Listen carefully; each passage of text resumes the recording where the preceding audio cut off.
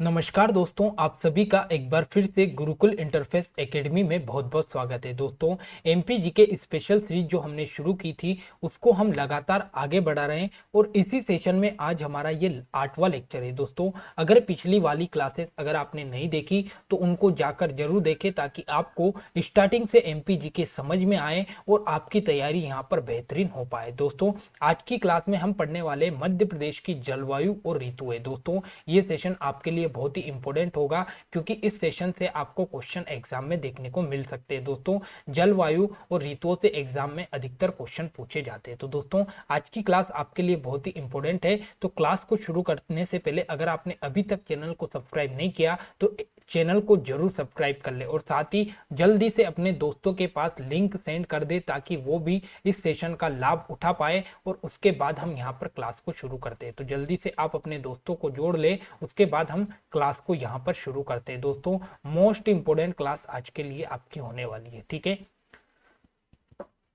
तो आप जल्दी से अपने दोस्तों के पास लिंक सेंड कर दे, उसके बाद हम क्लास को यहाँ पर शुरू करते हैं। तो दोस्तों, सबसे पहले हम शुरू करते हैं आपका पहला चैप्टर, वो है मध्य प्रदेश की जलवायु। तो जलवायु के बारे में हम बात करते हैं तो सबसे पहले आपके सामने जलवायु की डेफिनेशन दे रखी कि आपकी जलवायु क्या होती है। इसे हम पढ़ते हैं और पढ़ने के बाद इसका पूरा निष्कर्ष निकालते हैं कि आखिर जलवायु क्या होती है। तो एक एक शब्द मैं आपके सामने ध्यान से पढ़ता हूं। तो सबसे पहले यहाँ पर लिखा है कि जलवायु किसी स्थान के वातावरण की दशा, यानी कि जो जलवायु है किसी भी स्थान का वातावरण बताती है। यानी कि जो जलवायु की हम बात करें तो वो किसी भी स्थान या किसी भी भूभाग का क्या बताती है, तो वातावरण बताती है कि वहां का वातावरण क्या है, ठीक है। यहाँ शब्द मौसम के काफी करीब है, यानी कि अगर जलवायु की बात करें तो जलवायु और मौसम दोनों ही एक दूसरे के काफी करीब शब्द है, यानी कि दोनों का मतलब कुछ हद तक सेम निकल सकता है। अगर हम जलवायु और मौसम में अंतर निकाले तो जलवायु बड़े भूखंड के लिए और बड़े कालखंड के लिए प्रयुक्त होता है। यानी कि अगर जलवायु की हम बात करें तो जलवायु एक बड़े भूखंड के लिए यानी बड़े क्षेत्र के लिए और लंबे समय के लिए प्रयुक्त किया जाता है, ठीक है। और मौसम हमेशा छोटे स्थान और छोटे समय के लिए प्रयुक्त किया जाता है। तो आपको यहाँ से क्या समझ में आया कि मैंने आपके सामने दो क्षेत्र बनाए, एक आपके सामने एक बड़ा क्षेत्र बनाया, एक छोटा क्षेत्र बनाया। तो जो आपकी जलवायु रहेगी तो जलवायु क्या बताएगी कि जलवायु आपके बड़ा जो क्षेत्र है इसका वातावरण और ये लंबे समय तक रहने वाले वातावरण के बारे में बताएगी। तो जलवायु किसी भी स्थान या किसी बड़े भूभाग का लंबे समय तक जो वातावरण रहता है उसके बारे में बात करती है। कौन? तो उसके बारे में बात करती है जलवायु। वहीं मौसम की बात करें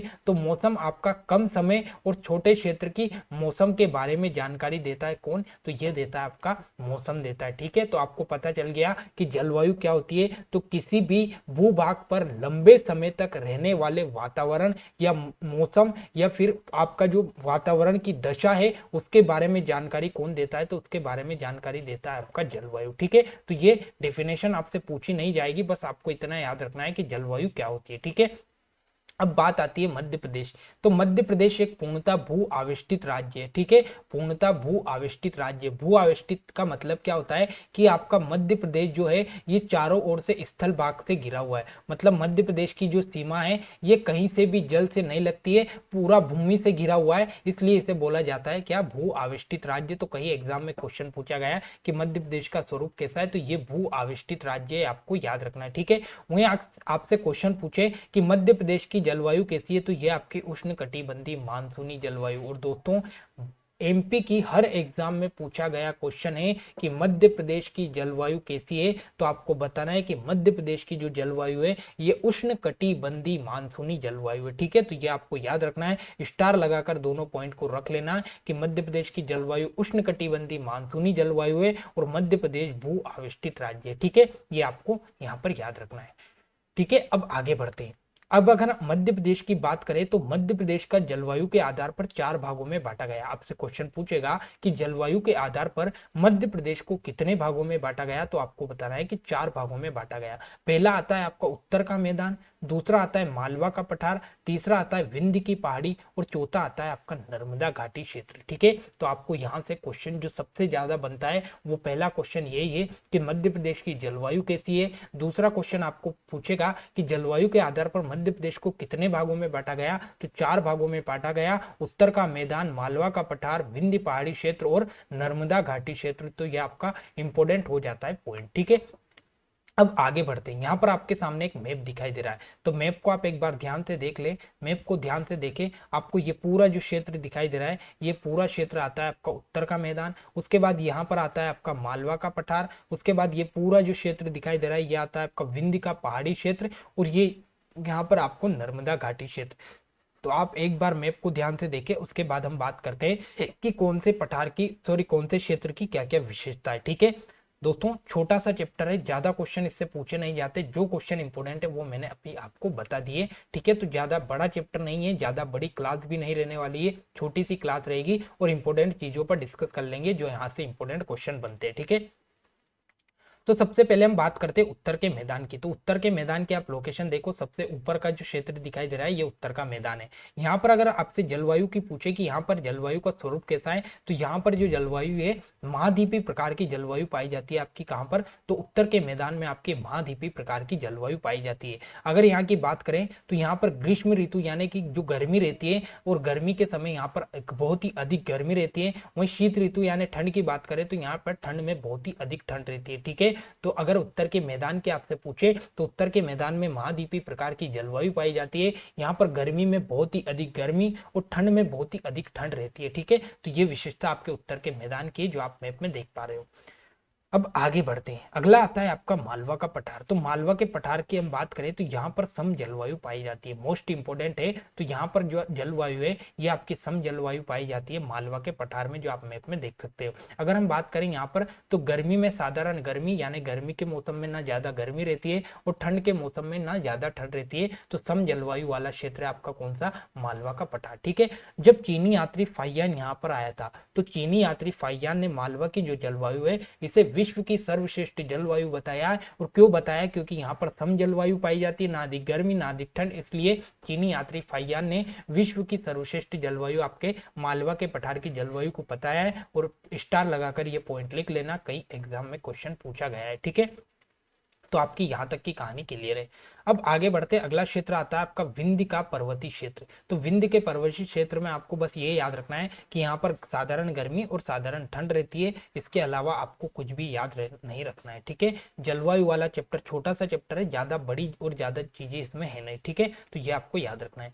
वही बात करें नर्मदा सोन घाटी की, तो यहाँ पर गर्मी में अत्यधिक गर्मी और ठंड में साधारण ठंड रहती है, जो आप मैप में देख सकते हो। तो ये आपका गर्मी में तो अधिक गर्मी रहेगी, ठीक है। तो यहाँ पर गर्मी अधिक रहती है और ठंड साधारण रहती है। तो ये आपको नर्मदा सोन घाटी के बारे में याद रखना है, ठीक है। तो आपको क्या क्या याद रखना है, तो इस चैप्टर से क्या याद रखना है मैं आपको एक बार फिर से सारी चीजें रिवाइज करवा देता हूँ, ताकि आपके जितने भी क्वेश्चन यहाँ से बनने की संभावना है वो क्लियर हो जाए। तो सबसे पहले अपन ने देखा कि जलवायु के आधार पर मध्य प्रदेश को कितने भागों में बांटा गया, तो 4 भागों में बांटा गया। पहला आपका उत्तर का पर्वतीय मैदान, दूसरा मालवा का पठार, विंध्य का पहाड़ी क्षेत्र और नर्मदा सोन घाटी। दूसरा आपसे पूछेगा कि मध्य प्रदेश का स्वरूप कैसा है, तो ये आपका भू आविष्टित राज्य। कैसा, भू आविष्टित राज्य आपका कौन सा, मध्य प्रदेश। तो ये भी आपको याद रखना है। फिर आपसे पूछे कि मध्य प्रदेश की जलवायु कैसी है, तो आपको बताना है कि मध्य प्रदेश की जो जलवायु है उष्णकटिबंधीय मानसूनी जलवायु। कैसी है, उष्णकटिबंधीय मानसूनी जलवायु है आपकी, कैसी, मानसूनी जलवायु।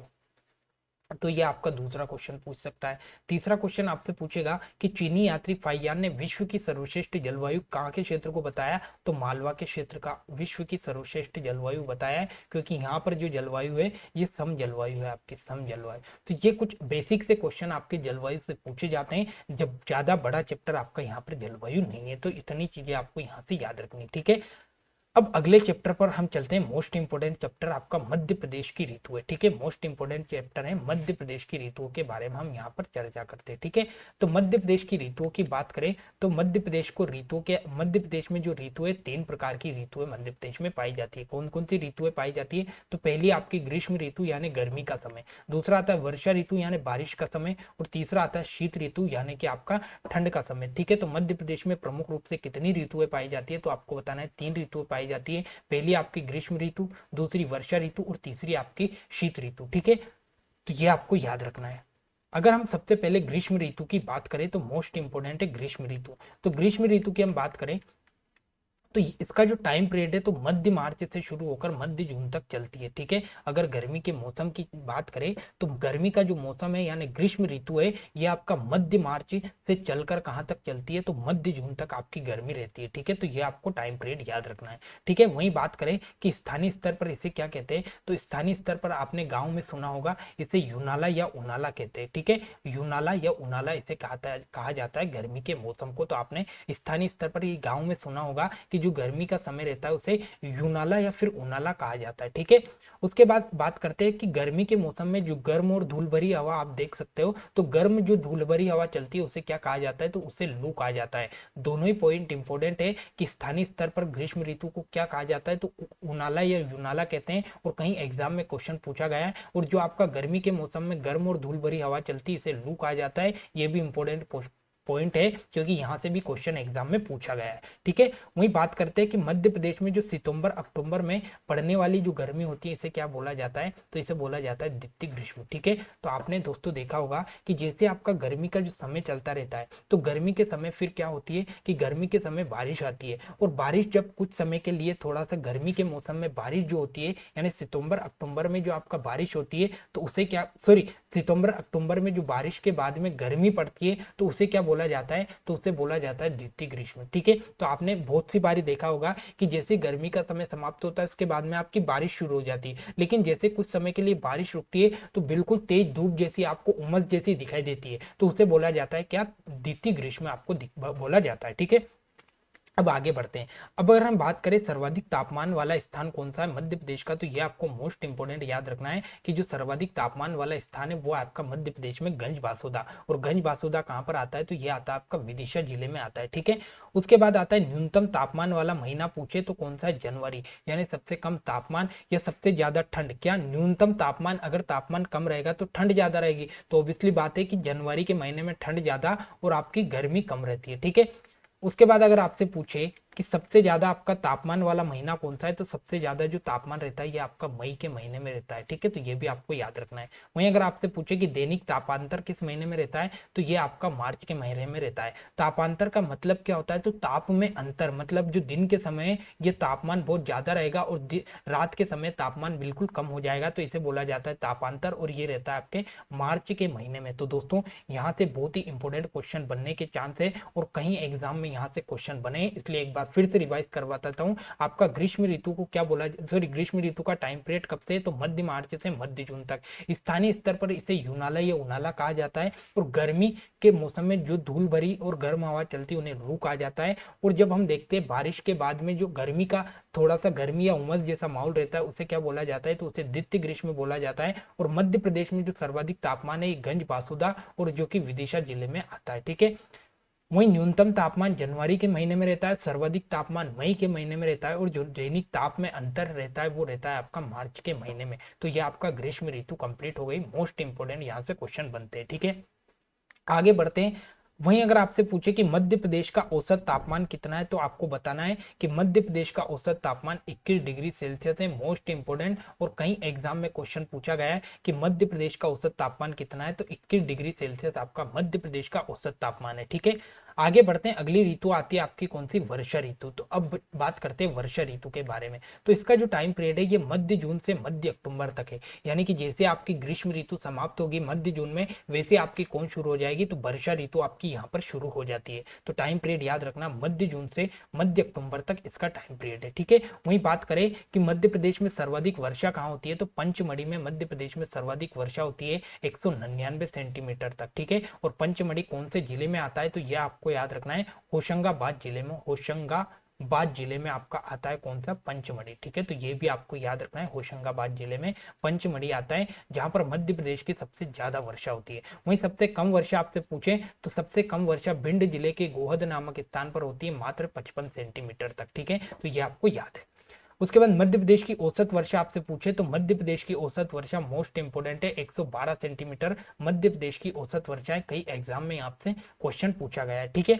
उसके बाद आता है मध्य प्रदेश से पश्चिम से पूर्वी की ओर जाने पर वर्षा की मात्रा बढ़ जाएगी। ठीक है दोस्तों, अगर आप इधर पश्चिम से किधर जाओगे, पूर्व की ओर जाओगे, तो यहाँ पर जो वर्षा की मात्रा है ये आपकी बढ़ती ही जाएगी। तो ये एग्जाम में क्वेश्चन पूछा गया है कि मध्य प्रदेश में पश्चिम से पूर्व की ओर जाने पर वर्षा की मात्रा में क्या प्रभाव पड़ता है, तो वर्षा की मात्रा आपकी बढ़ जाती है। ठीक है, और अगर पश्चिम की अपेक्षा पूर्व की बात करें, तो इधर पश्चिम की अपेक्षा पूर्व की हम बात करें, तो यहाँ पर पूर्व में आपकी बारिश ज्यादा होती है। ठीक है, तो आपको सिंपल तो समझ में आ जाएगा कि जैसे आप इधर पश्चिम से पूर्व की ओर जाओगे तो वर्षा की मात्रा में वृद्धि हो जाती है। ठीक है, अब आगे बढ़ते हैं। अगर हम बात करें वर्षा ऋतु की, तो इसे स्थानीय स्तर पर क्या क्या आता है, तो इसे स्थानीय स्तर पर बोला जाता है चौमासा। ठीक है, यहाँ पर वर्षा ऋतु हम पढ़ रहे हैं, तो वर्षा ऋतु आपको यहाँ पर याद रखना है। ठीक है, तो वर्षा ऋतु को स्थानीय स्तर पर क्या बोला जाता है, चौमासा बोला जाता है। ठीक है, वही शीत ऋतु में जो लौटते हुए मानसून से होने वाली वर्षा को क्या बोला जाता है, मावठा कहा जाता है। ठीक है दोस्तों, आपने देखा होगा कि कभी कभी तेज ठंड रहती है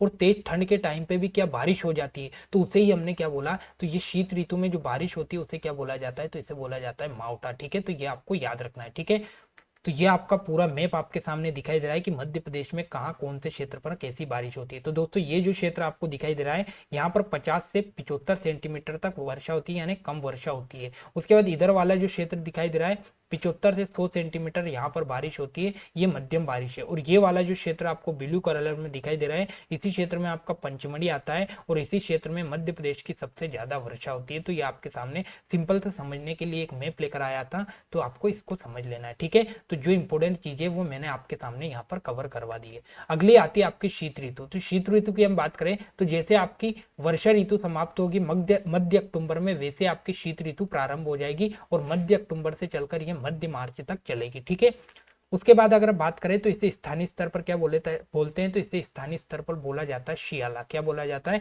सियाला बोला जाता है आपका शीत ऋतु यानी ठंड के मौसम को। ठीक है, अगर मध्य प्रदेश में न्यूनतम तापमान की बात करें, तो सबसे कम तापमान या सबसे ज्यादा ठंड कहाँ पर रहती है, तो शिवपुरी में रहती है। ये भी आपको याद रखना है, मोस्ट इंपोर्टेंट यहाँ से क्वेश्चन बन सकते हैं। ठीक है, वहीं अगर आपसे पूछे कि न्यूनतम औसत वार्षिक वर्षा कहाँ पर होती है, तो ये न्यूनतम औसत वार्षिक तापमान कहाँ पर रहता है, तो ये रहता है आपका कौन सा, पंचमढ़ी में। यानी पूरे साल का अगर औसत निकालकर सबसे कम तापमान देखे तो ये आपका पंचमढ़ी में रहता है। ठीक है, तो आपको शीत ऋतु से क्या याद रखना है कि इसे स्थानीय स्तर पर श्याला बोला जाता है, सबसे कम तापमान शिवपुरी में रहता है और सबसे कम न्यूनतम औसत वार्षिक तापमान पंचमढ़ी का आपका यहाँ पर रहता है। और एक और इंपोर्टेंट क्वेश्चन जो कहीं एग्जाम में पूछा गया है कि जो आपके मौसम संबंधित आंकड़े एकत्रित करने की प्रयोगशाला है ये कहाँ पर है, तो ये आपको याद रखना है इंदौर में। ठीक है, तो मौसम संबंधित जितने भी आंकड़े एकत्रित मध्य प्रदेश में होते हैं उन सभी आंकड़ों की जानकारी आपको कहाँ प्रयोगशाला बनाई गई है, तो ये इंदौर में प्रयोगशाला आपकी बनाई गई है। ठीक है,